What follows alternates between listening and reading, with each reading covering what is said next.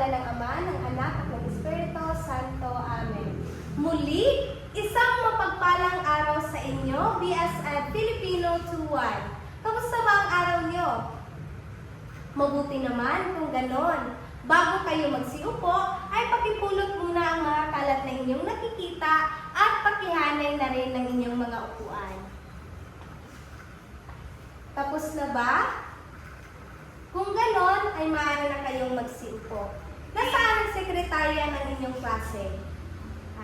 Bini-bini, maaari mo bang itala kung sino ang narito at kung sino ang lumiban sa ating klase? Maraming salamat. Pakipasa na lang ito sa akin pagkatapos ng ating talakayan. So, bago tayo dumako sa ating paksang tatalakayin ngayong araw, ay atin munang balikan kung ano ang paksang tinalakay natin noong nakaraang tagpo. So, sino sa inyo ang makapagbabalik-aral? Bini-bini? Mahusay! Bigyan natin siya ng isang bagsak. Ngayon naman, sino sa inyo ang makapagbibigay ng mga halimbawa ng pandiwa? Magaling! Palakpakan ninyo ang inyong mga sarili, BSF Filipino 2-1. Batid kong nakinig talaga kayo ng mabuti sa ating talakayan noong nakaraang takbo sapagkat kayo ay nakasagot sa aking katanungan. Sa puntong ito, magkakaroon muna tayo ng aktibidad na siyang tinatawag ko, ilarawan mo. So, makinig ng mabuti sa aking panuto upang walang malilito sa paglalaro nito. Ang klaseng ito ay hatiin ko sa 2 pangkat at sa bawat pangkat ay mayroong 5 representante na siyang maglalarawan dito sa harapan. So, ang pangkat na hindi makasagot o naulit ang kanilang kasagutan ay sila ang talo. Maliwanag lang ba ang aking panuto? Maraming salamat. So, magsimula na tayo. Maaari ba pumunta na dito sa harapan ng 5 representante? So, una rito ay ang bulaklak. Magaling! Dahil kayo ang huling nakasagot, sa inyo mapupunta ang unang punto. Ngunit huwag kayong mag-alala sapagkat 2 round ito. Maaari pa kayong makabawi. Pangalawa naman ay bag. Mahusay! Dahil naulit nila ang kanilang sagot, ang punto sa round na ito ay mapupunta sa inyo. Palakpakan ninyo ang inyong mga sarili, BSF Filipino 2-1. Maraming salamat sa inyong pakikilahok. Bago tayo dumako sa ating talakayan, ay maaari niyo bang basahin ng sabay-sabay ang ating layunin?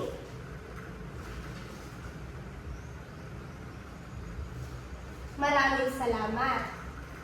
So muli, ang paksang ating tatalakayin ngayong araw na ito ay ang pang-uri. So bini-bini, maaari mo bang basahin ang definisyon ng pang-uri?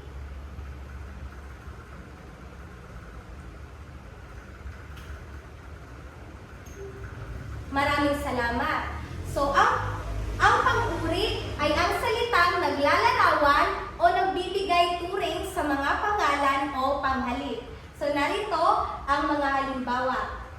Halimbawa, kulay, asul, bilang, 3, dami, 1 kilo, laki, mataas, hugis, parisukat, hitsura, maganda.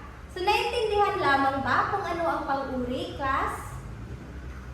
Maraming salamat. So, may iba't ibang katangian ang pang-uri. Karaniwan itong nasa unahan ng pangalan na inilalarawan nito at maaari ring nasa hulihan pagkatapos ng pangalan na may katabing pandiwa ay. Halimbawa, si Anika ay maganda. So, maaaring magbago ng anyo depende sa dami o antas. Naiintindihan lamang ba, class? Maraming salamat. Ngayon naman ay dumako tayo sa 3 uri ng pang-uri ayon sa gamit. So una na rito ay ang pang-uring panlarawan. Ito ay naglalarawan sa itsura, lasa, amoy, tunog o damdamin. Halimbawa nito ay pula, matamis, mabango, malakas, at masaya. Kagaya na lang ng mga bagay na ipinakita ko rito kanina, di ba nakapagbigay kayo ng mga ilalarawan sa mga bagay na aking ipinakita. Halimbawa, ang bulaklak. Di ba, inilarawan niyo itong maganda, mabango, at iba pa. So, naiintindihan lamang ba ang pang-uring panlarawan? Maraming salamat. Ngayon naman ay dumako tayo sa pang-uring pantukoy. Ito naman ay tumutukoy kung alin isa o alin mga uri kagaya na lang ng ito, iyan, iyon, ganitong, gayong, at iba pa. Naintindihan lamang ba, class? Maraming salamat. So, ngayon naman ang panghuli ay ang pang-uring pamilan. Ito ay nagpapahayag ng dami o bilang tulad ng 1, 2, 3, 4, 5, marami, at kakaunti. So, naintindihan lamang ba ang tatlong pang-uri ayon sa gamit? Maraming salamat. So, ano nga ulit iyon?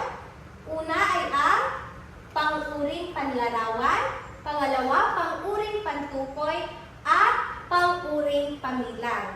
Ngayon naman ay dumako tayo sa tatlong antas ng pang-uri.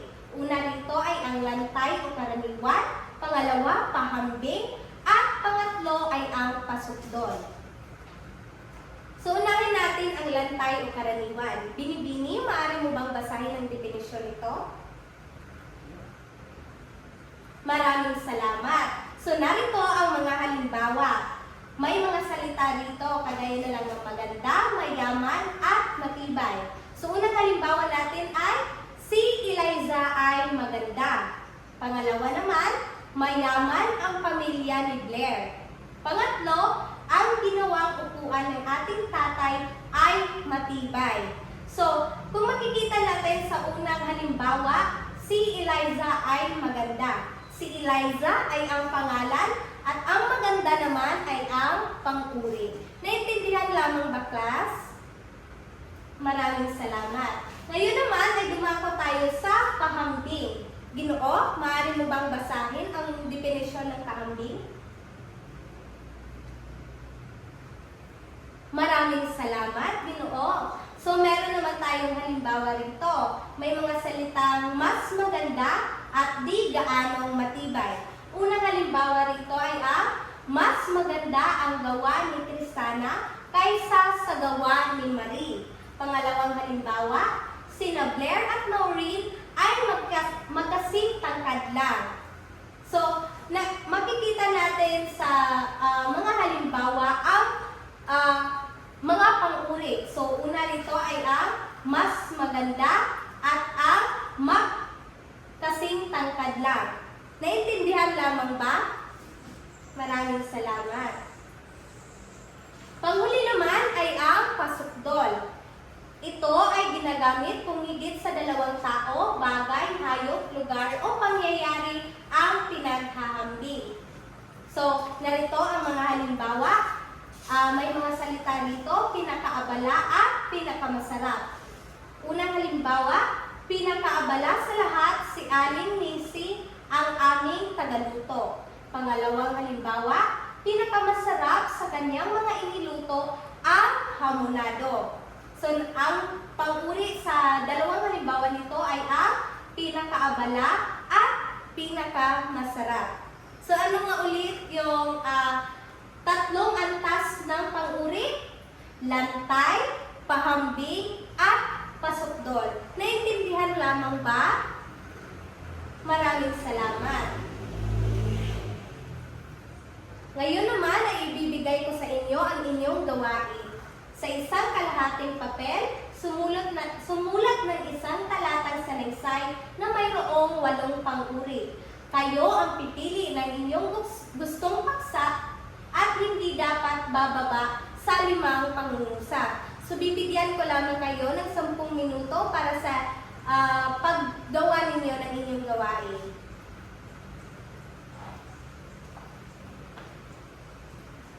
Tapos na ang 10 minuto, pakipasa ang inyong mga papel dito sa harapan. Maraming salamat. So, narito ang inyong takdang aralin. Maaari niyo bang kuhanan na lamang ng litrato ito? Dahil ito ang inyong takdang aralin.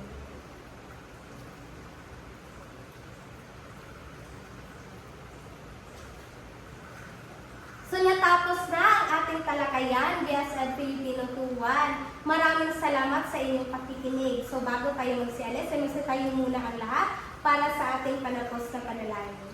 Sa ngalan ng Ama, ng Anak, at ng Espiritu Santo. Amen. Bago pala kayo umalis sa ating classroom, ay pakipulot ang mga basura at pakihanay muli ang inyong mga upuan. Tapos na ba? Maraming salamat. So, paalam at maraming salamat BSED Filipino 2-1.